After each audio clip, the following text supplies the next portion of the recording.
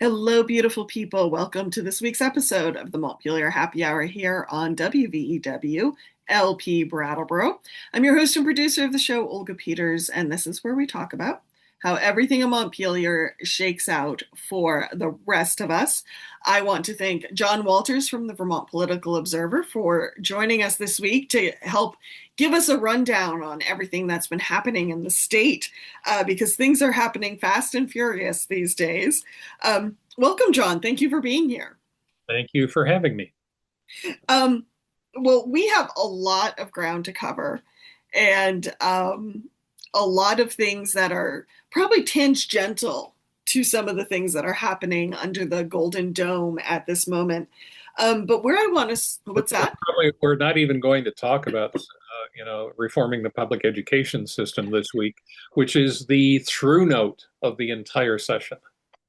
Yes, you can't touch anything without education sort of sparking up there. But I do want to start on an issue you've been covering, and that was the Vermont correction system. And we just have a little update. You've been following the career of Nick Deml, the former Vermont commissioner for the corrections department, and he's got a new job in New York and with Rikers Island. So Yeah. tell us more. Well, Rikers Island has been like a terribly run prison for a long time. And, Mhm. it's been in the courts like, we've got to fix Rikers Island for a decade or more. Yeah. And a judge finally had her fill of delay after delay after delay. And this long predates the current mayor of New York, Zohran Mhm. Mamdani. But it's landed in his lap. The judge had her fill of delays and appointed Nick Deml to run Rikers Island, taking it away from the mayor's office power structure in an effort to jumpstart reform. Right. Um, Rikers Island is like 4 times as big as the entire Vermont prison system. Hmm. It's never worked very well. It's always been a hellhole. And Nick Deml is walking into a nightmare, if you ask me. Yeah. And is he the right person for the job? Media reports about this have painted him as a fairly positive figure. My own reporting is much more mixed. Hmm. In his 4.5 years as head of corrections, he oversaw an almost complete turnover in top management of the department. A lot of experienced people left or were forced out. A lot of new people were brought in who had little to no experience in corrections or law enforcement or anything seemingly relevant to running a prison system. And then he left in very short order, in very unexplained circumstances. And he left a department with a whole bunch of newbies running the place. And Right. with his interim replacement, John Murad, the former Burlington interim police chief, who himself has no background in running a prison system, um, it leaves, the corrections department has never worked very well. It's Hmm. always been troublesome. But it leaves the corrections department in a very precarious circumstance just because he replaced so many people and then walked out the door himself. And some of the people he hired have left, have followed him out the door. Oh, interesting. Okay. Um, and so, which means hiring new people. Mm-hmm. So the department, I would say there's a pretty good chance the Department of Corrections is in a state of turmoil right now. And Nick Deml is largely responsible for that. And now he's running a much bigger operation elsewhere. And I honestly wish him luck. He's gonna need it. Yeah. And, honestly, I'm kind of glad to see him getting an opportunity elsewhere because, one of the motivations behind my reporting on his tenure is the idea that he might have made a comeback in state government somehow, and he might Right. still. He still lives in Vermont, but maybe this is a step to bigger and better things, or at least different things elsewhere, and we won't have to worry about whether he's a terrible manager or not anymore. So, thank you for that summary, John. Just so folks know, he was appointed by Judge Laura Taylor Swain, I believe it's pronounced, as Rikers Island's remediation manager. Sounds a little bit to me like, after bankruptcy has been declared, someone is kind of sent in as the controller. It sounds a little bit along those lines. Crime But, oh, cleanup, go ahead. the crime scene cleanup crew. Oh, dear. That might be a little unfortunate, John. Hazmat suit when he walks. Zip it up, have the whole biohazmat suit. But in some of the reporting I read from sources actually in New York, so they're in New York kind of looking at Rikers Island, looking at Vermont from a distance. A couple of things that stood out to me, though, on the positive side was I guess Deml, amongst some prosecutors in Vermont, had a reputation for transparency, Yep. which is always a good thing, I think. But also, I guess he put in place a number of things around rehabilitation for folks who are dealing with substance misuse issues. And so that sounds like something that Rikers Island needs based on the reporting I read. So Yep. again, I wish him luck as well. Well, I mean, in sports, there is a long and storied tradition of coaches and managers blowing their first job and doing a better job the second time around. So, we can hope he learned from experience. Yes. And, practically any effort is going to be an improvement on what's gone on at Rikers for decades. Mm-hmm. So, he kind of, in a way, has a low bar to clear. And after I wrote my critical pieces about his tenure, I had a long conversation off the record with someone who used to work under him, who had a much different and much better opinion of what Nick Deml did as. Okay. Now, that's one person's opinion, one person who was hired by Nick Deml. The people who had a much different opinion of him were people who worked at corrections before he got there and then worked under him and found him an arrogant, intolerable boss who basically wanted to get rid of people who had more experience than he did. Mm-hmm. So, it's seven blind men and the elephant situation, I guess.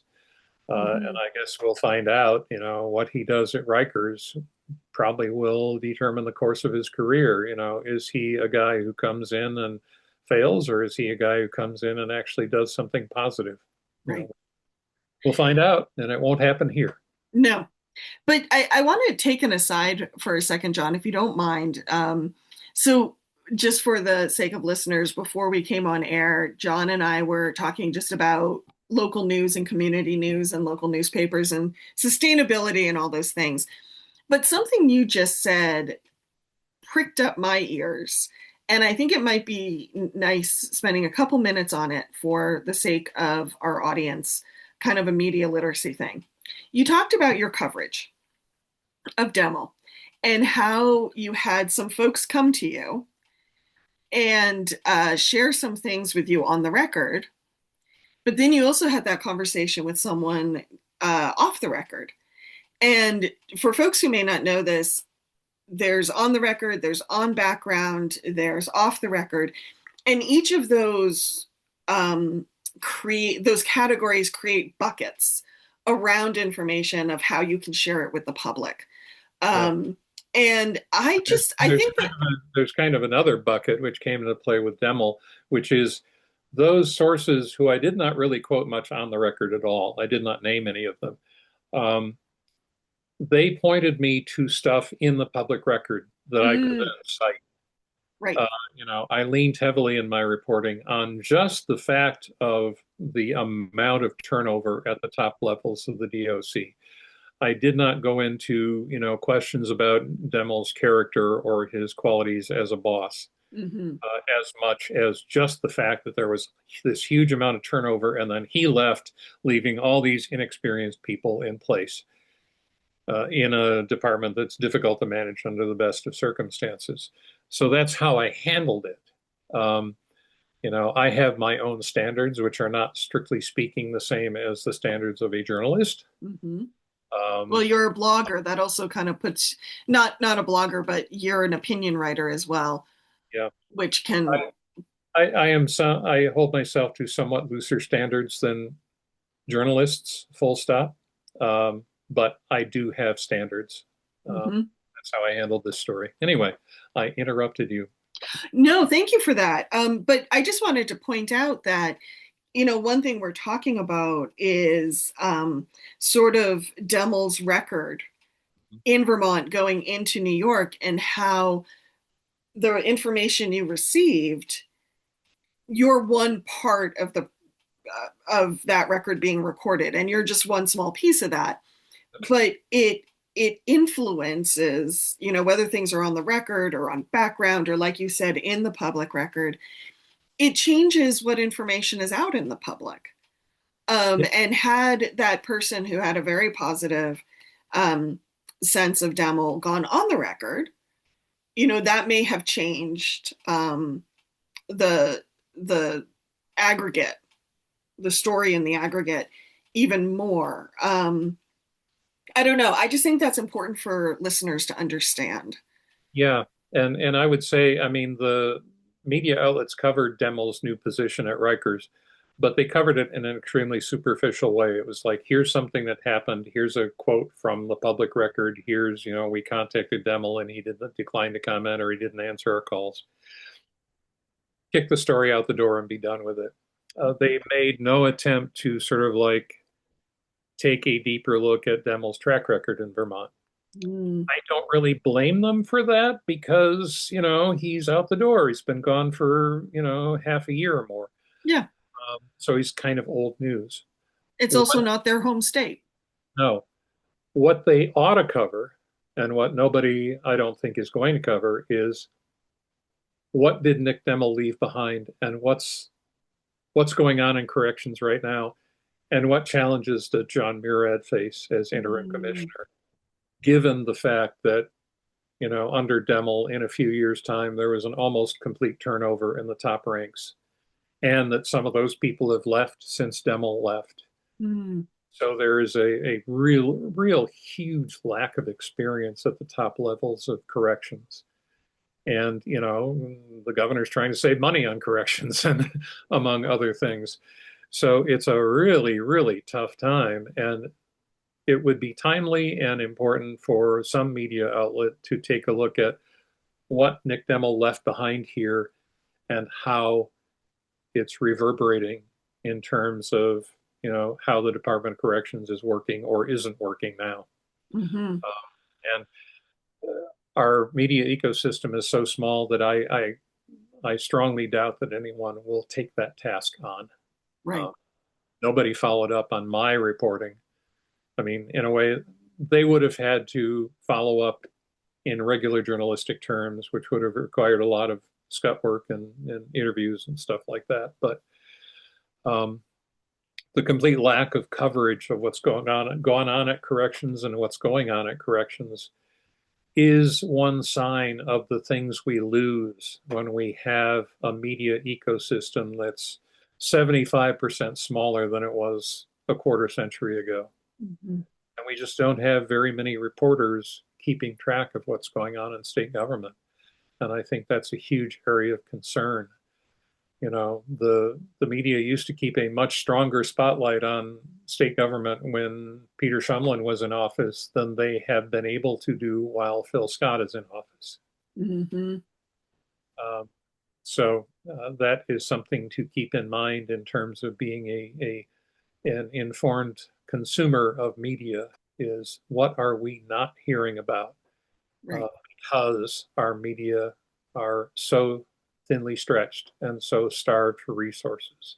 Mhm. And there are so many fewer reporters hanging around the state house than there used to be even a decade ago. Mm-hmm. We've lost a lot, Yeah.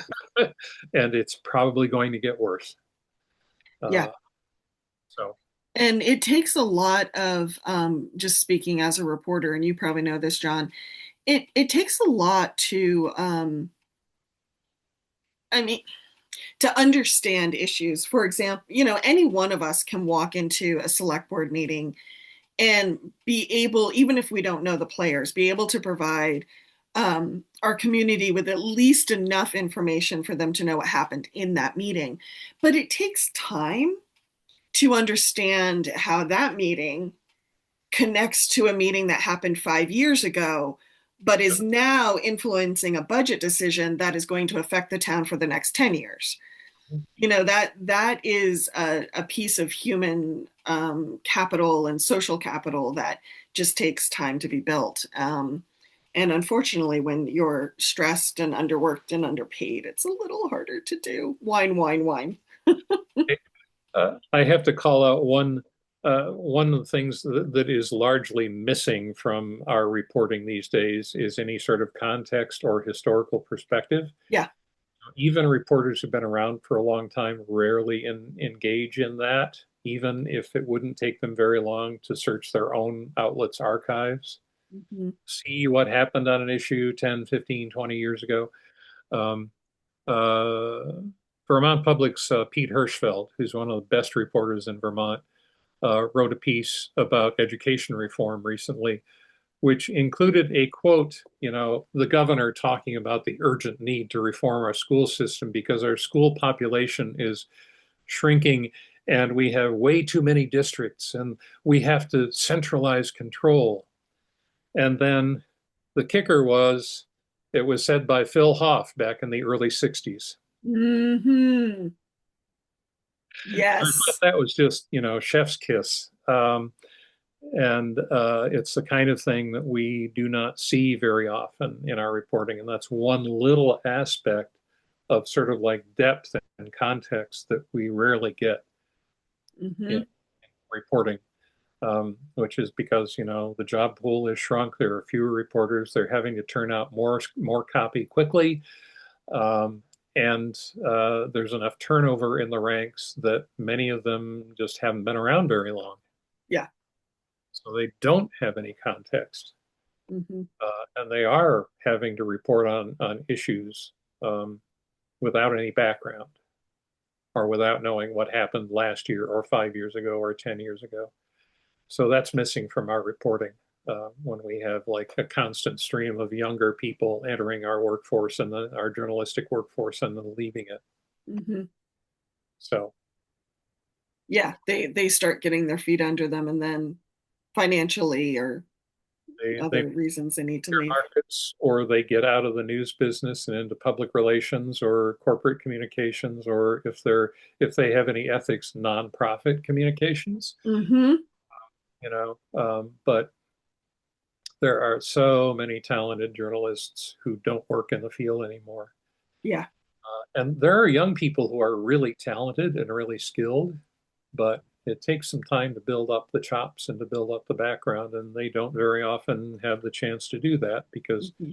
journalism is such a tenuous career nowadays. Yeah. What you just said, John, reminded me of a report I read from the Pew Charitable Trusts, and it's fairly old now, so I'm sure some of the numbers have changed, but it compared it Probably. compared PR salaries to journalist salaries.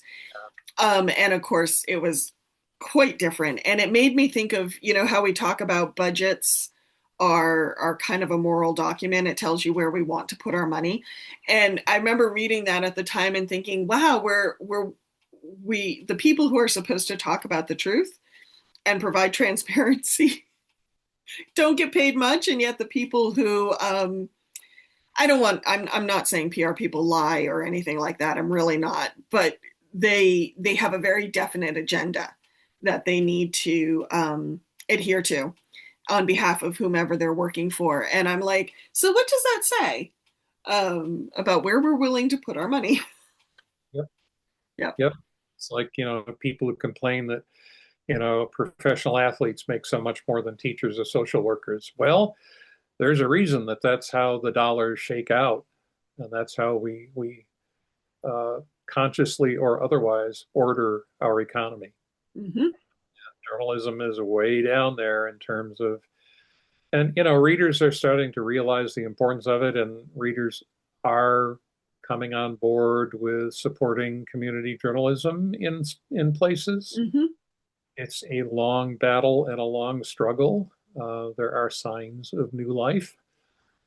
And we can hope for a future where there is a strong nonprofit strain of journalism that has helped take the place of the for-profit journalism that we have lost because of massive declines in ad revenues and newsstand sales and all the stuff that used to support decent journalism.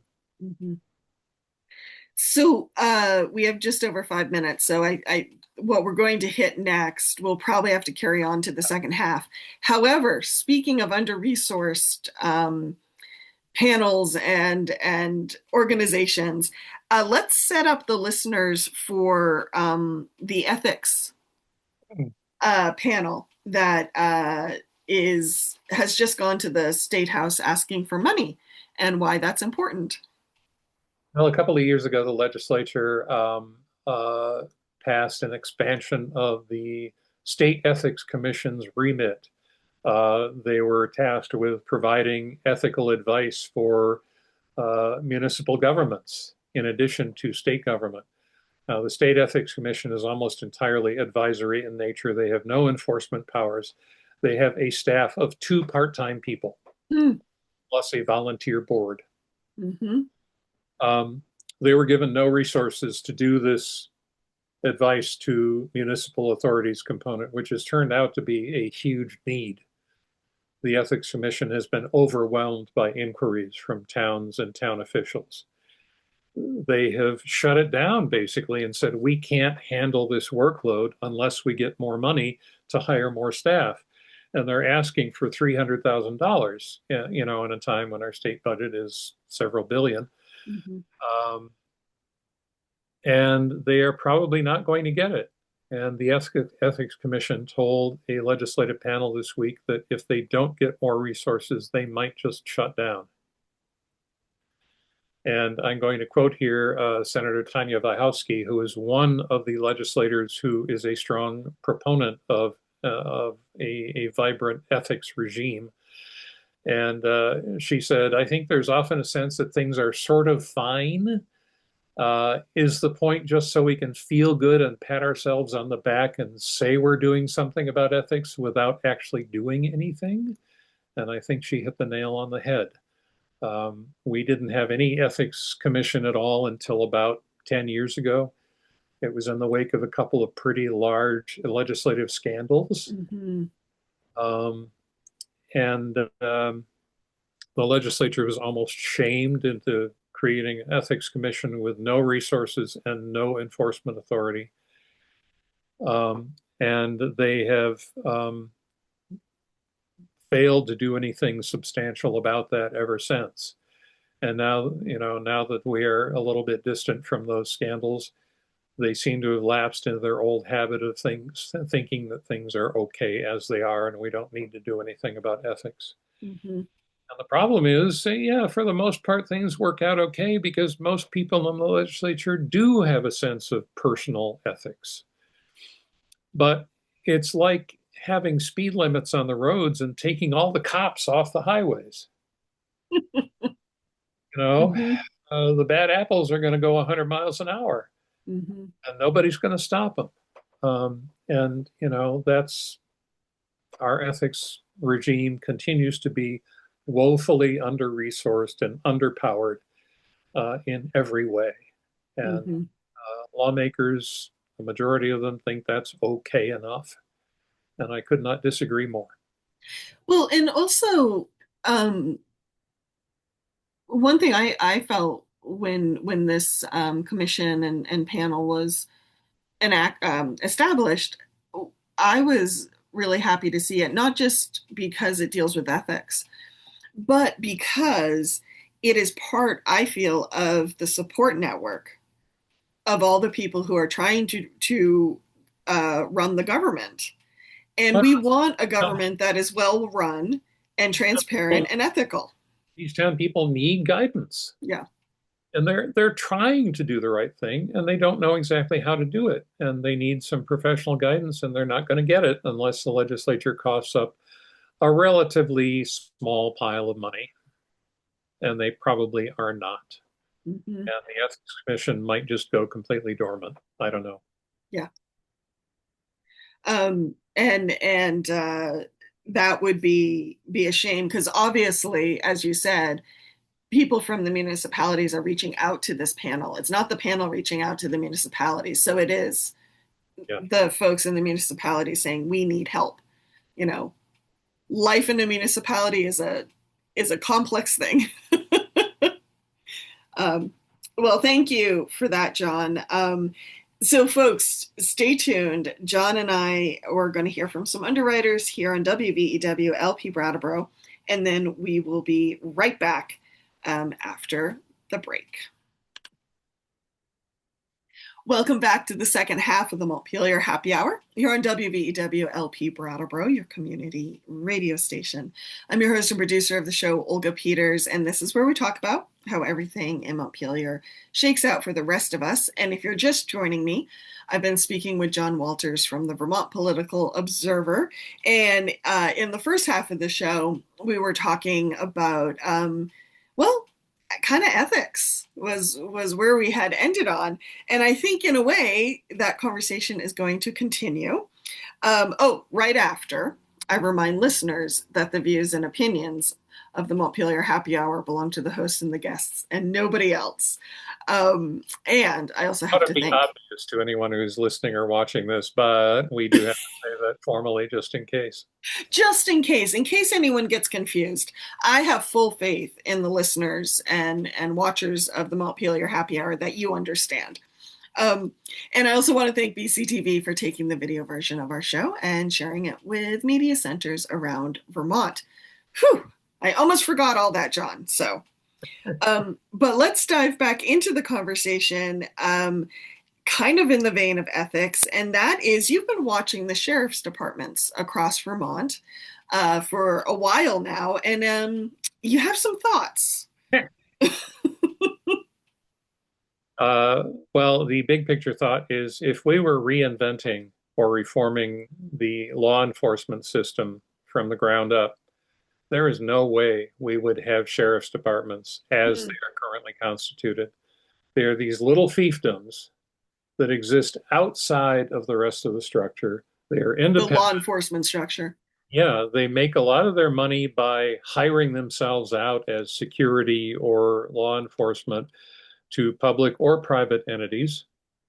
You know, the Rutland County Sheriff's Department has a contract to provide security at a shopping mall, Hmm. for instance, or had. I'm not sure if they still do, but that's an example. The former sheriff of Windsor County operated a notorious speed trap in Bridgewater for much of his tenure, which was a rich source of revenue for him and the town. Sheriffs can collect part of the proceeds of any entrepreneurship they engage in. Um, there's very little accountability or oversight. Their offices and their powers are defined in the state constitution, often very vaguely. Mm-hmm.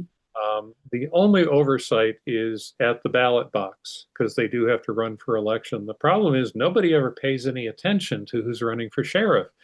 And nobody really pays any attention until things get really awful to what kind of a job the incumbent is doing. So you wind up with people who get elected and elected and elected over and over again until they die. Hmm. Chittenden County, the highly political hotbed of Chittenden County, had a father and son. The son succeeded the father as county sheriff, and they served for a combined 68 years. Wow.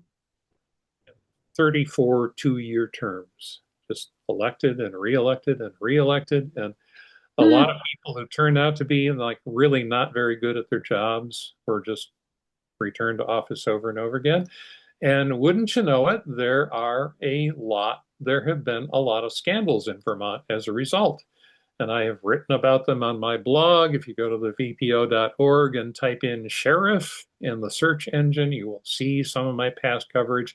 I'm not going to enumerate all the sheriffs who have been forced to resign or forced out of office or caught in various scandals, either financial or personally criminal. We've just had two more examples this week. The sheriff of Windsor County, Ryan Palmer, is in deep trouble with the law for a series of really disgusting sexual misconduct offenses, Hmm. which you can read about in either 7 Days or VT Digger. They have good stories on it. 7 Days one will make your toes curl a little with some of the specifics. Um, and then in Rutland County, we have a sheriff's deputy who was fired after he lost his certification to be a law enforcement officer because he violated the state code of conduct for enforcement officers by sending a lot of racist text messages. Mm-hmm, mm-hmm. And, a good sheriff, a good manager of a law enforcement agency would catch that a lot earlier on and would foster an environment that would not allow deputies to feel emboldened to go on social media and write vile things that would imperil their careers.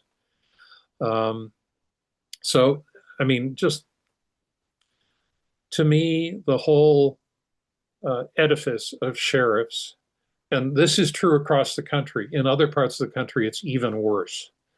But the whole edifice of sheriff's departments is rotten from the core and ought to be reformed, and it never will be because it's so hard to upturn an established part of the order. It's always been this way. It's always been okay. All right.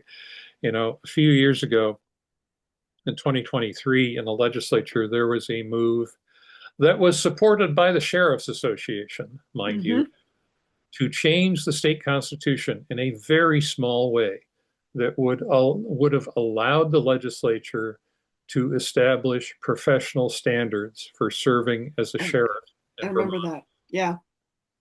Um, the sheriffs themselves supported this idea. It rattled around in various Senate committees. It was kind of, batted back and forth like a badminton birdie for a while, and then it just died. Um, it never went anywhere. And, it's a very difficult process to amend the state constitution, absurdly difficult. But, a whole series of scandals resulted in the sheriffs themselves saying, we got to do something about this. And the legislature did nothing about it effectively, Mm-hmm. even though what they were presented with was, in truth, a very minor uh, uh, reform measure. Yeah. So, I have no confidence that the sheriffs are going to reform anytime soon. I think, probably sheriffs will be on relatively good behavior for the next little while because there's been so much trouble lately, but that's not a guarantee. And the only check and balance is at the ballot box, and voters just don't pay attention. So Mm-hmm. the theoretical check and balance is in actual effect not there at all, or very, very minimally there. Yeah. It has to be the kind of thing where, you kind of have to commit a heinous crime in public view in order to, rise to the level of being replaceable as a sheriff. Um, and a lot of good people are sheriffs, Mm-hmm. a lot of good public servants, but there's something really prone to abuse in the way the system is set up, and I think is inefficient. If we eliminated the sheriff's departments and we depended on a somewhat larger Vermont State Police to provide policing services in rural areas, um, My guess is that the cost would be substantially less. Hmm. We'll probably never find out because I doubt that the sheriffs are going anywhere, no matter how many pictures of Buford T. Justice I put on my blog posts about the sheriffs. Oh, Yeah, the sheriff's is an interesting um, conundrum because on the one hand, if you have a strong sheriff who is well trained and operates a really good department, they could really meet some needs of communities. One of the on the other side of the coin, one of the problems we have in Vermont is our law enforcement is very the way is delivered across towns is really uneven. Some are next to a Vermont State Police barracks, and so they can get coverage from the Vermont State Police. Some towns can afford their own police department. Granted, there are probably some towns who really can't be bothered, but for some of our smaller, more rural communities, if they need help, it's going to be a while before someone shows up. And so the sheriff's department can fill a hole in that regard. However, like every other elected position, to your point, if voters are not paying attention, anyone can walk off the street and say, "I want to be sheriff." And they don't necessarily. I'm not sure, but I'm pretty sure they don't need training. They might need to be certified in law enforcement. But the bar is pretty low, is my point, yeah. compared to someone who wants to become a Vermont State Police member of Vermont State Police or a town government or a town municipality. And so, yeah, it can create a really uneven landscape Mhm. of services and departments and quality, is Yeah. what I'm trying to say. Yeah. And, if a sheriff has to be entrepreneurial, has to hire out and generate a lot of the revenue to support the department, then they're going to prioritize things that bring in money rather than things that are best for public safety. Mm-hmm. Running a speed trap or patrolling a shopping mall is a lot more lucrative than responding to distress calls down a dirt road. Mm-hmm. Um, so it warps the priority, it warps the incentive system, which is just one more problem with the whole sheriff's edifice. Mm-hmm.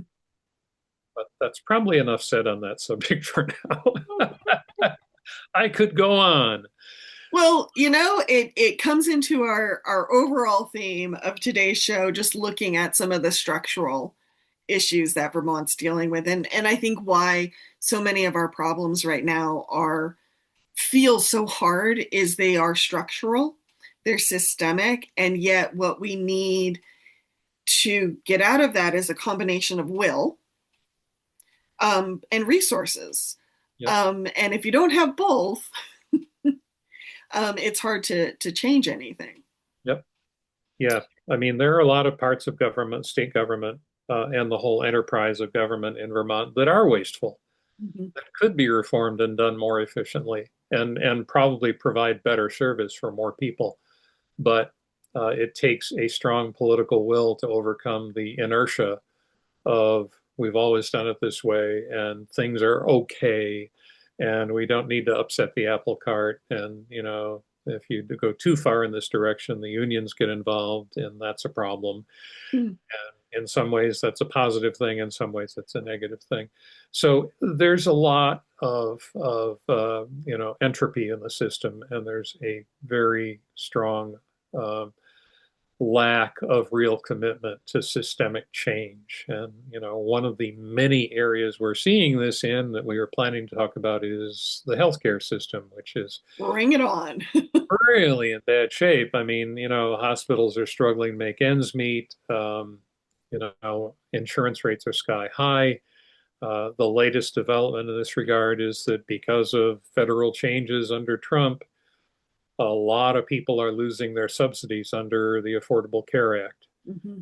And a lot of people are deciding to end their health insurance coverage because they just can't afford the shock rise in premiums that they're facing. And there's been a couple of good stories on this in, I think one in Vermont Public and one in on BT Digger, I believe. Um, but we're going to have a lot more people uninsured, thousands more people in Vermont uninsured in the coming months, in the coming year. And that is a huge cost burden on Yeah. our healthcare system. These people are going to go without care if they can't afford it. They're going to wait until things get really bad, and then they're going to show up in emergency rooms, which is the most costly kind of care. There are going to be charity cases that hospitals are obliged to cover out of their own pockets. And our hospitals are already suffering really badly. Hmm. This is going to be one more huge burden on their shoulders. And, when the governor talks constantly about affordability, this is an area where his short term thinking interferes with true affordability. This is something where, he has said, we just can't afford to spend state money to make good the lost federal subsidies for Obamacare enrollees.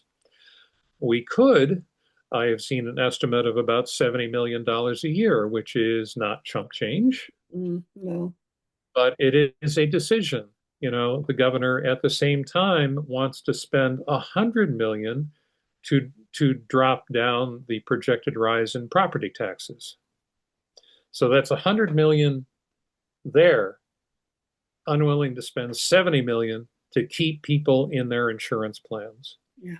And that's going to cost us a lot of money. It's not going to cost the state money, so it doesn't come out of his pocket or his budget, There you but go. it's going to strain the other parts of our social system, especially the healthcare system, which is under tremendous strain already. Hmm. And he is not doing anything to address that. And if the legislature did something substantial to address it, he would probably veto it, It's a good chance. Yeah. which will probably keep the legislature from doing anything substantial about it. Hmm.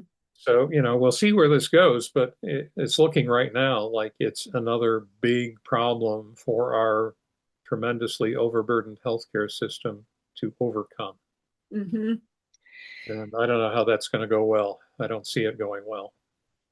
Um, you know what I've been watching, John, is what I'm just calling the great cost shift. Hmm. The federal government has made a number of decisions around federal funding and has clawed back a lot of federal funding across all sectors. And on paper, it looks like they saved money, air quotes. And yet, those needs are still there, whether it's Three Squares, Vermont, or whether it's housing subsidies or road repairs, those Or needs are still there. heat. So now the state is either stepping in or not. But, last week I spoke to Josh from Vermont Leagues of Cities and Towns, and he kept talking about all the ways municipalities wanted to start generating more local funding because they don't have enough coming down from the state. Well, all of this ultimately means it's falling on individuals. Yep. Whether it's a new tax, whether it's paying more for healthcare or going without healthcare and then paying out of pocket for some kind of emergency. And then eventually, indirectly, it comes out of all of our pockets. Exactly. And so the whole thing This feels is so not to, penny wise and pound foolish to me. and this is not to even address the whole human suffering element of this and the ethics and morality of leaving our neighbors at risk Mm-hmm. and leaving them with no option besides, living unhealthy lives or going to the ER instead of having regular health care of the kind we know can save money Mm-hmm. and provide better outcomes. Um, we all pay the cost sooner or later. And our state we can't penny pinch our way to affordability. It's just going to cost more in the long run. It's already costing more in a lot of ways. So, um, yeah. Um, and if we had managed, if every governor, as long as I've been watching governors, talks about reinventing state government and making government more efficient. And, people with a business background talk about running government like a business, which is nonsense. But uh, the governments are not businesses, nor Hmm. can they be operated the same way. Um, but it never turns out to save any substantial amount of money. Hmm. Bill Scott, Interesting. Yeah. when he was running for governor in 2016, he talked about saving, lean management. He talked constantly about, and he said we could save a penny of every dollar spent on state government immediately in the first year. That's $55 million at minimum. Did that savings ever materialize? No. If it had and he had sustained it, let alone improved things even further, at minimum, he would have had another $500 million at his disposal. Probably a lot more than that. But lean management was a bust. He's talking about it again now, reinventing state government. I don't think it's going to go any better this time than it did last time. And he's not alone in this. Every governor of the last three, certainly, and the last four at least, has, resorted to across the board cuts or imposed limits on the amount that a department can increase its spending, even as its other costs go up. And in the long term, that ratchets up the pressure on every agency and department and state government, forces cuts, forces strains in services, forces layoffs eventually. Um, Hmm. and it does nothing. It short term, it reins in the cost, but long term, it has a corrosive effect on the quality of government service. Hmm. And, I have said that on many, many, many fronts, the person who succeeds Phil Scott as governor is going to have one heck of a job on their hands Hmm. in terms of doing all the stuff that Phil Scott has failed to do or put off doing or never seriously tackled. Just about every issue facing Vermont has gotten worse since he became governor. Um, that is clear from the record. And, part of that is divided government and his, facing a Democratic legislature, and it's harder to get stuff done that way. But it's his job to get stuff done. And if it's too hard for him, then he should get out of the way and let somebody else give it a shot, whether it's a Hmm. Democrat or a Republican. He has racked up a record number of vetoes. You know, he has the record, holds the record by more than twice as many vetoes, almost three Right. times as many vetoes as the number two governor, Hmm. um, which speaks to an incapacity to get things done with an admittedly unfriendly legislature. But again, it's his job to get tough stuff done. Right. Well, and I think my frustrations with the veto is the legislative process takes a while. And so if the legislature goes through all this work to create a bill and then it gets vetoed, that was time and effort Yep. that could have been used and probably should have been used differently, either on a different bill or creating a bill that would have satisfied the House, the Senate, and the governor. It, Um, the, and that well, frustrates me. some of his vetoes are over real big policy differences with the Hmm. legislature. And, I can understand that. A lot of them were over relatively minor disagreements that could have been hammered out if you ask anybody who was in the legislative process at the time. That could have been hammered out pretty quickly if only the governor and his people had engaged a little bit more and a little bit sooner. Hmm. And, that's another part of government that's just wasteful. Legislative time is very precious. And, to have bills go through the whole process and then get killed is a real drag on what we ought to be trying to accomplish as a state. Hmm. Again, it's tough when you're the minority governor and you're facing a strong majority in the other party in the legislature. It's not easy, but a governor's job is to do things that aren't easy. Hmm. So thus endeth my TED Talk.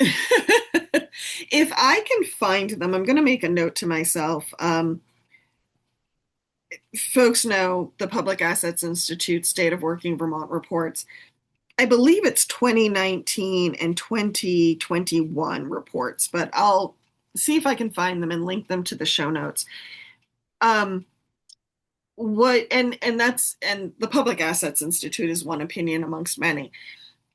But the reason I want to bring it up is I think it's the 2019 report. They actually looked at the cost of underinvestment by state government and kind of like what it costs households to not have robust state investment in different services and needs. And then they compare it with the COVID, you know, then they have that other report on what happened to households when they had the influx of COVID money and robust investment. And I think that's an interesting thing to compare and contrast. So, like I said, folks, if I can find those, if I'm remembering them correctly, I will put them in the show notes. One real simple, tangible boilerplate example of this is I recently wrote about the transportation fund and the fact that the governor's budget would force layoffs in the transportation department a year Mm-hmm. after it had some layoffs last year because of shortfalls in the transportation fund. And full federal funding is at risk if we do not boost our own transportation funding. And this is causing, less work to be done and delays in scheduled projects. And, that saves money right now. But if you hit a pothole and you ruin a tire, or your alignment goes out of whack, or God forbid your axle breaks, that's between you and your insurance company. And, probably you're going to wind up paying at least some money out of pocket, and that's not affordability for you anymore. Mm-hmm. Yep. So, again, after Phil Scott leaves office, a lot of things are going to have to be reformed in some pretty quick and probably uncomfortable ways. Well, on that note, John, we have just a couple minutes left, but I would like to spend just a minute or two on a trip you took to Montpelier, where you view, sorry, Montreal. Yes, thank you. Sorry about that. And you viewed the work of an artist named Ken Monkman, right? Kent Monkman. Kent Monkman. Thank you. And very, I looked very at well his known, art too. very well known in art circles in Canada, and really Mm-hmm. internationally known in art circles. And it was a stunning exhibit. He is a First Nations artist of Cree ancestry. And a lot of his work is monumental canvases done in styles and using themes and tropes from white person's art from the 19th century, 18th, 17th, 16th, 15th, etc. He's very well versed in the history of Western art. He recasts these paintings in terms of the native experience, or at least showing the native viewpoint. And it's incredibly well done technically Mm-hmm. and incredibly insightful and uncomfortable for the viewer to see. The exhibit's on display through March 8th at the Montreal Museum of Fine Arts. If you can get up there, please do so. I urge you to make the trip if you possibly can. It's definitely worth seeing. It will change your view of the world in ways if you are not already versed in his art. Mm-hmm. I had seen some of his canvases, but not very many. And seeing a quantity of them in one collection is just a stunning experience. It makes you rethink a lot of things. And it was especially vibrant and relevant at a time when, federal officials have kind of, are openly killing people on the streets of Minneapolis. Mhm. That sort of policing, that sort of violation of human rights is shown in canvas after canvas of Monkman's exhibit. Yeah. And it was especially chilling to see it and to see how much of our history has been carried out in that kind of violent, inhumane way. And, none of this is unprecedented, unfortunately. Mhm. Uh, and which doesn't mean we shouldn't do better, but it's an uncomfortable reminder that this isn't the first time the heavy hand of government has come down, of American government has come down on Yeah. minorities, the oppressed, the poor, um, you know, various people who are on the outs. Um, so to see it now, I mean, the art itself is amazing. Yeah, and it's See it it's lush. It's gorgeous. It's yeah. now. Yes. Um, to see it now is doubly impactful. So, Kent Monkman, Montreal Museum of Fine Arts, now through March 8th. That's Thank like you. an advertisement, unpaid. Unsponsored, but that's okay. It's worth it. Well, thank you, John. Remind us where folks can find your work. I am the Vermont Political Observer. The website is the very simple and direct thevpo.org. If you Google the Vermont Political Observer, you'll find me. If you Google the VPO, you'll probably find me pretty high in the rankings, me and the Vienna Philharmonic. So, and if you can't tell the difference, I can't help you. So that's where I am, and I publish usually 3 or 4 times a week. And there's always more to write about than I have time to get to. Yeah, John was joking off air today that there'll be a lull in the news cycle, and he no longer gets worried because now that he sees that as a signal that the storm is about to Yeah. open up again. Yep, the deluge is coming, and it's been here these days. So there's a lot to write about. So watch this space. And on that note, we will say goodbye. But I want to remind you that the Montpelier Happy Hour is on WVW every Friday at 2, rebroadcasted on Wednesday mornings and wherever you find your podcasts. And I want to thank listeners for tuning in, and stay warm, and check on your neighbors in this cold snap, because it's pretty brutal, those temperatures out there. So take care of yourself, folks.